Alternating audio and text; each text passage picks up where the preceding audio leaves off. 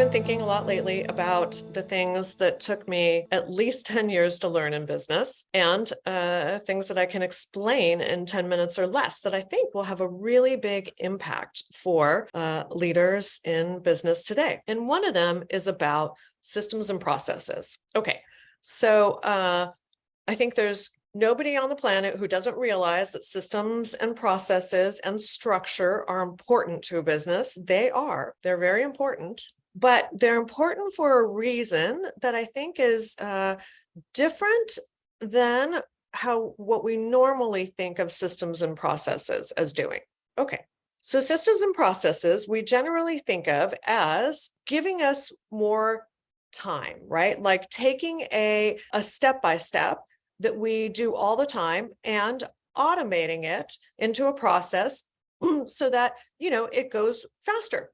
It's like it definitely takes the thinking out of it. Like we could just, if we could automate everything in business, that would be awesome. But here's where it tends to go wrong, is when leaders think of systems and processes as replacing people. That these systems and processes can basically replace the parts that we actually need, which are the thinking parts. Because systems and processes and structure, I'll give a couple examples, like a structure is like your organizational structure and your roles, right? One of the reasons that we define that and define roles is so everybody knows what everybody else does on a day-to-day basis, right? What their responsibilities are.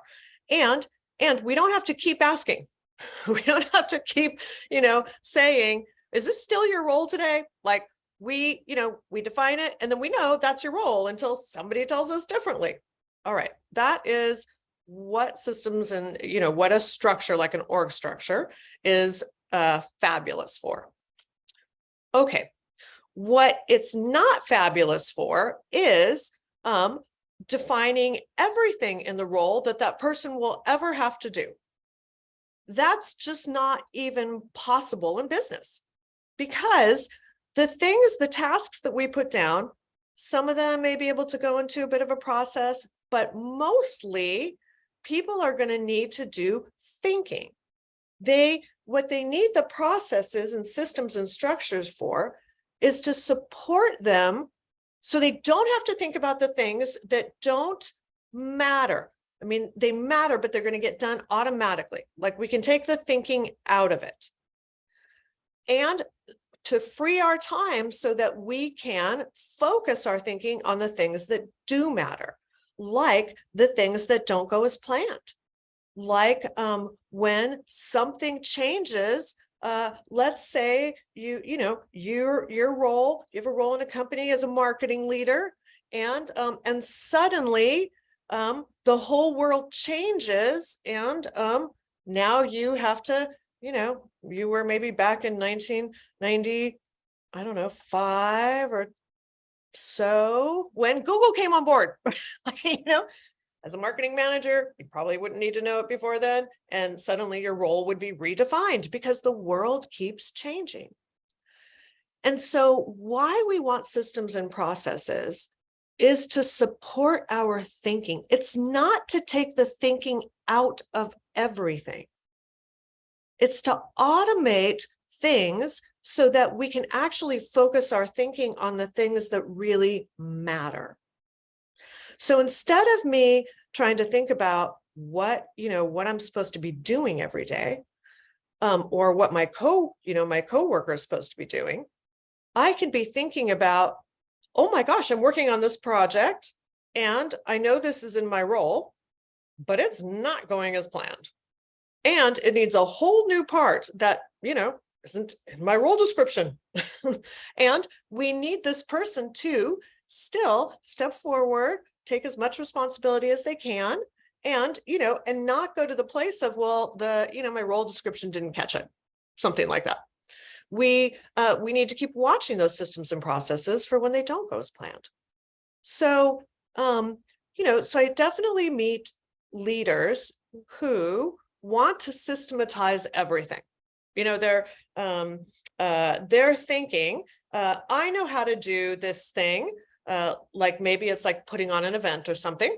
And I'm going to just make it step by step. Okay, so that anybody can do it at any time. That's a classic one.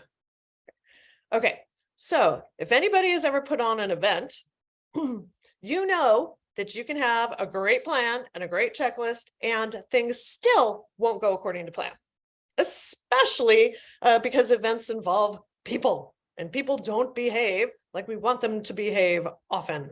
So we need a system and process, not to be able to hire, absolutely anyone.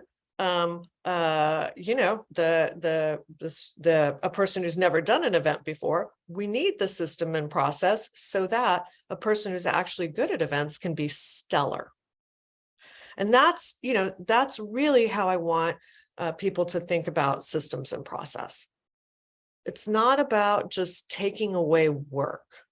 It's about automating the things that you don't want, that are low leverage, that you don't want your people thinking about, so they can think about the things that matter.